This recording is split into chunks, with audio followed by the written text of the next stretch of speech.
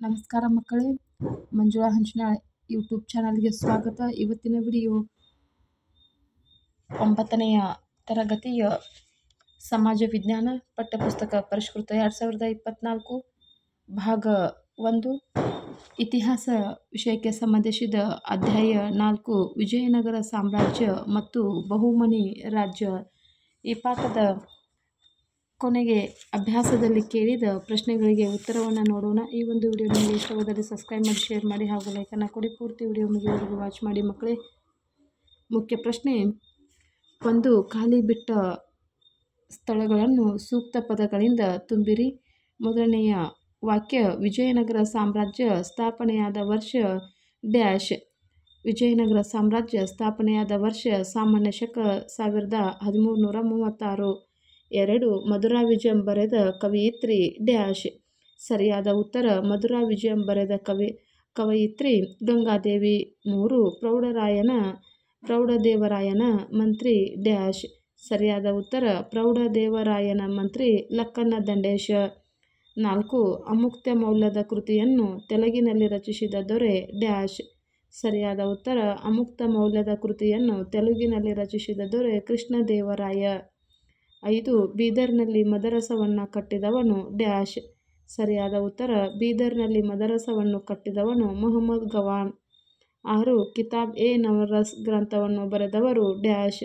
ಸರಿಯಾದ ಉತ್ತರ ಕಿತಾಬ್ A nervous ಗ್ರಂಥವನ್ನು ಬರೆದವರು 2ನೇ ಇಬ್ರಾಹಿಂ ಆದಿಲ್ ಶಾ. 2ನೆಯ ಮುಖ್ಯ ಪ್ರಶ್ನೆ, ಈ ಕೆಳಗಿನ ಪ್ರಶ್ನೆಗಳಿಗೆ ಸಹಪಾಠಿಗಳೊಂದಿಗೆ ಚರ್ಚಿಸಿ ಉತ್ತರಿಸಿ. 7ನೆಯ ಪ್ರಶ್ನೆ, ವಿಜಯನಗರ ಸಾಮ್ರಾಜ್ಯವನ್ನು ಆಳಿದ 4 ರಾಜ ಮನೆತನಗಳನ್ನು ಹೆಸರಿಸಿ. ಉತ್ತರ, ವಿಜಯನಗರ ಸಾಮ್ರಾಜ್ಯವನ್ನು ಆಳಿದ 4 ರಾಜ ಮನೆತನಗಳು 1 ಸಂಗಮ, 2 ಸಾಳ್ವ, 3 ತುಳುವ, 4 ಅರವೀಡು. 8ನೆಯ ಪ್ರಶ್ನೆ, 2ನೇ ದೇವರಾಯನ ಸಾಧನೆಗಳೇನು? ಉತ್ತರ, ಇವನು ಗಜಪತಿ ಕಪಿಲೇಂದ್ರನನ್ನು ಸೋಲಿಸಿ ಕೊಂಡವೀಡನ್ನು ಗೆದ್ದುಕೊಂಡನು. ಕೇರಳ ಶ್ರೀಲಂಕಾದಿಂದ ಕಪ್ಪು ಕಾಣಿಕೆಗಳನ್ನು ಸ್ವೀಕರಿಸಿದನು. ಇವನು ದಕ್ಷಿಣಾಪಥದ ಚಕ್ರವರ್ತಿ ಎನಿಸಿದ.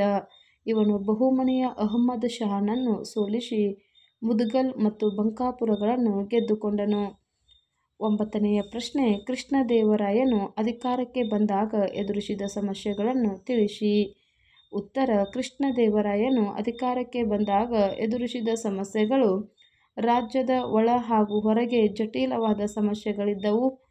ಐರೋಪ್ಯರು ಇಲ್ಲಿ ನೆಲೆಗಳನ್ನು ಸ್ಥಾಪಿಸಲು ಆರಂಭಿಸಿದರು. ನಂತರ ಬಹುಮನಿ ಸುಲ್ತಾನರು ಕೃಷ್ಣದೇವರಾಯನ ವಿರುದ್ಧ ಕದನಕ್ಕಿಳಿದರು. ಉಮ್ಮತ್ತೂರು ಮತ್ತು ಒರಿಸ್ಸಾದ ಅರಸರು ವಿಜಯನಗರದ ಮೇಲೆ ಹಗೆತನವನ್ನು ಸಾಧಿಸುತ್ತಲೇ ಇದ್ದರು. 10ನೆಯ ಪ್ರಶ್ನೆ, ಅರ್ಥ ವ್ಯವಸ್ಥೆ ಮತ್ತು ಸಮಾಜಕ್ಕೆ ವಿಜಯನಗರದ ಕೊಡುಗೆಗಳೇನು? ಉತ್ತರ, ಅರ್ಥವ್ಯವಸ್ಥೆಗೆ ವಿಜಯನಗರದ ಕೊಡುಗೆಗಳು. ವಿಜಯನಗರ ಸಾಮ್ರಾಜ್ಯವು ಆರ್ಥಿಕವಾಗಿ ಸುಭಿಕ್ಷವಾಗಿತ್ತು. ಭೂಕಂದಾಯ ರಾಜ್ಯದ ಆದಾಯದ ಪ್ರಮುಖ ಮೂಲವಾಗಿತ್ತು. ಕೃಷಿಕರು ಸಾಮಾನ್ಯವಾಗಿ ತಮ್ಮ ಉತ್ಪಾದನೆಯ 1/4ನೇ ಭಾಗವನ್ನು ಸರ್ಕಾರಕ್ಕೆ ತೆರಿಗೆ ರೂಪದಲ್ಲಿ ಕೊಡುತ್ತಿದ್ದರು. 4. ವೃತ್ತಿ ತೆರಿಗೆ, ಮನೆಗಂದಾಯ, ದಾರಿ ಸುಂಕ, ಸಂತೆ ಸುಂಕ, ವಾಣಿಜ್ಯ ತೆರಿಗೆ, ಆಮದು ಮತ್ತು ರಫ್ತು ತೆರಿಗೆಗಳನ್ನು, ಸಾಮಂತರಿಂದ ಬರುವ ಕಪ್ಪು ಕಾಣಿಕೆಗಳು ಲಾಭದ ಇತರ ಆದಾಯದ ಮೂಲಗಳಾಗಿದ್ದವು. 5. ಕೃಷಿ ಅರ್ಥವ್ಯವಸ್ಥೆಯ ಬೆನ್ನೆಲುಬಾಗಿತ್ತು. 6. ಜೋಳ, ರಾಗಿ, ಭತ್ತ, ಸಜ್ಜೆ, ಗೋಧಿ, ಅವರೆ, ಹೆಸರು, ಉದ್ದು, ತೊಗರಿ, ಎಳ್ಳು, ಶೇಂಗಾ, ಕಬ್ಬು, ತೆಂಗು ಮುಖ್ಯ ಬೆಳೆಗಳಾಗಿದ್ದವು. 7. ನೀರಾವರಿ, ಬಾವಿ, ಕೆರೆ ಮತ್ತು ಕಾಲುವೆಗಳನ್ನು ನಿರ್ಮಿಸಿದರು. 8. ಮೆಣಸು, ಲವಂಗ, ಏಲಕ್ಕಿ, ಮಸಾಲೆ ಪದಾರ್ಥಗಳು, ಪೆಟ್ಲುಪ್ಪು, ಕಬ್ಬಿಣದ ಅದಿರು, ವಜ್ರ, ಕಲ್ಲು ಸಕ್ಕರೆ, ಕಸ್ತೂರಿ, ಶ್ರೀಗಂಧ, ಸುಗಂಧ ದ್ರವ್ಯಗಳನ್ನು ರಫ್ತು ಮಾಡುತ್ತಿದ್ದರು. 9. ಚಿನ್ನದ ವರಾಹ, ಗದ್ಯಾನ ಮತ್ತು ಪಗೋಡ, ಬೆಳ್ಳಿಯ ತಾರ, ತಾಮ್ರದ ಪಣ, ದುಡ್ಡು ಮತ್ತು ಕಾಸುಗಳು ಬಳಕೆಯಲ್ಲಿದ್ದವು. ಇನ್ನು ವಿಜಯನಗರದ ಸಾಮಾಜಿಕ ವ್ಯವಸ್ಥೆಗೆ ವಿಜಯನಗರದ ಕೊಡುಗೆಗಳು. 1. ಅನೇಕ ವೃತ್ತಿ ಆಧಾರಿತ ಜಾತಿ ವ್ಯವಸ್ಥೆ ಜಾರಿಯಲ್ಲಿತ್ತು. 2. ಕುಶಲಕಲೆ ಕಲೆಗಾರರು, ಕಮ್ಮಾರರು, ಅಕ್ಕಸಾಲಿಗರು, ಕಂಚುಗಾರರು, ಬಡಗಿಗಳು, ನೇಕಾರರು, ಸಮಗಾರರು ಅಧಿಕ ಸಂಖ್ಯೆಯಲ್ಲಿದ್ದರು. 3. ಬಾಲ್ಯ ವಿವಾಹ, ಸತಿ ಸಹಗಮನ ಮತ್ತು ದೇವದಾಸಿ ಪದ್ಧತಿಗಳು ರೂಢಿಯಲ್ಲಿದ್ದವು. 4. ಏಕಪತ್ನಿತ್ವ ರೂಢಿಯಲ್ಲಿದ್ದು ಶ್ರೀಮಂತರು ಪತ್ನಿಯರನ್ನು ಹೊಂದಿದ್ದರು. 5. ಸ್ತ್ರೀಯರು ಗೌರವ ಸ್ಥಾನ ಪಡೆದಿದ್ದರು. 6ನೇ ಪಾಯಿಂಟ್, ಹೋಳಿ, ದೀಪಾವಳಿ ಮತ್ತು ದಸರಾ ಹಬ್ಬಗಳನ್ನು ಸಾರ್ವಜನಿಕವಾಗಿ ಆಚರಿಸಲಾಗುತ್ತಿತ್ತು. 11ನೇ ಪ್ರಶ್ನೆ, ವಿಜಯನಗರ ಕಾಲದ ಕಲೆ ಮತ್ತು ವಾಸ್ತುಶಿಲ್ಪಗಳನ್ನು ಕುರಿತು ಬರೆಯಿರಿ. ಉತ್ತರ: ಇವರು ಚಾಲುಕ್ಯ, ಚೋಳ ಮತ್ತು ಹೊಯ್ಸಳ ವಾಸ್ತುಶಿಲ್ಪವನ್ನು ಮುಂದುವರೆಸಿದರು. ಇವರ ಶೈಲಿಯ ಪ್ರಧಾನ ಲಕ್ಷಣಗಳು ಕಂಬಗಳ ಸಾಲುಗಳು, ವಿಶಾಲ ಸಭಾಮಂಟಪ, ಕಲ್ಯಾಣ ಮಂಟಪ, ಗೋಪುರಗಳು, ಕಮಾನುಗಳು. ಇವರು ಭವ್ಯತೆ, ರುದ್ರತೆ ಮತ್ತು ಗಂಭೀರತೆಗೆ ಹೆಚ್ಚಿನ ಮಹತ್ವವನ್ನು ನೀಡಿದ್ದರು. ಇವರು ಕಟ್ಟಡಗಳಿಗೆ ಬಿರುಸಾದ ಕಣಶಿಲೆ ಬಳಸಿದ್ದಾರೆ.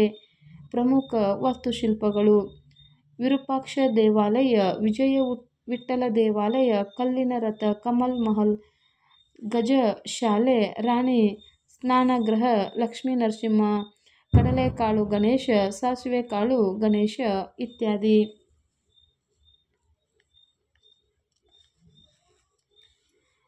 ಇನ್ನು 12ನೇ ಪ್ರಶ್ನೆ, ಮಹಮ್ಮದ ಗವಾನನ ಬಹುಮನಿ ರಾಜ್ಯದಲ್ಲಿ ಉತ್ತಮ ಪ್ರಧಾನಮಂತ್ರಿ ಹೇಗೆ? ಉತ್ತರ: ಮಹಮ್ಮದ್ ಗವಾನ್ ಪ್ರಧಾನಮಂತ್ರಿಯಾಗಿ ಬಹುಮನಿ ರಾಜ್ಯವನ್ನು ಉನ್ನತ ಮಟ್ಟಕ್ಕೆ ಕೊಂಡೊಯ್ದನು.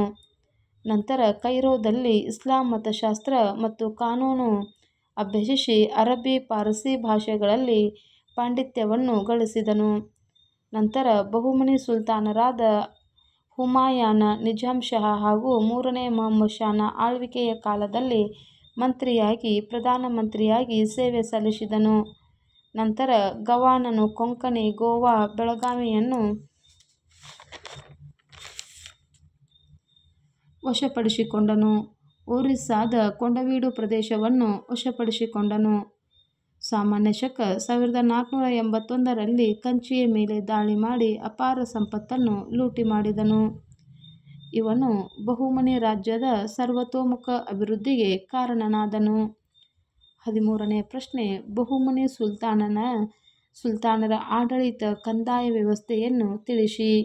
ಉತ್ತರ: ಆಡಳಿತದಲ್ಲಿ ಕೇಂದ್ರ, ಪ್ರಾಂತೀಯ ಹಾಗೂ ಗ್ರಾಮಾಡಳಿತವೆಂಬ 3 ಭಾಗಗಳಿದ್ದವು. ಇವುಗಳಲ್ಲಿ ಕಂದಾಯ, ನ್ಯಾಯ ಮತ್ತು ಸೈನ್ಯ ಆಡಳಿತಗಳಿದ್ದವು. ಸುಲ್ತಾನನು ಕೇಂದ್ರ ಸರ್ಕಾರದ ಮುಖ್ಯಸ್ಥನಾಗಿದ್ದನು. ಗವಾನನು 4 ತರಫ್ಗಳನ್ನು 8 ಘಟಕಗಳಾಗಿ ವಿಂಗಡಿಸಿದನು. ಪ್ರಾಂತ್ಯಗಳನ್ನು 15 ಸರ್ಕಾರಗಳಾಗಿ ವಿಂಗಡಿಸಲಾಗಿತ್ತು. ಸರ್ಕಾರದ ಮುಖ್ಯಸ್ಥ ಸುಬೇದಾರ. ಸರ್ಕಾರಗಳನ್ನು ಪರಗಣಗಳಾಗಿ ವಿಂಗಡಿಸಲಾಗಿತ್ತು.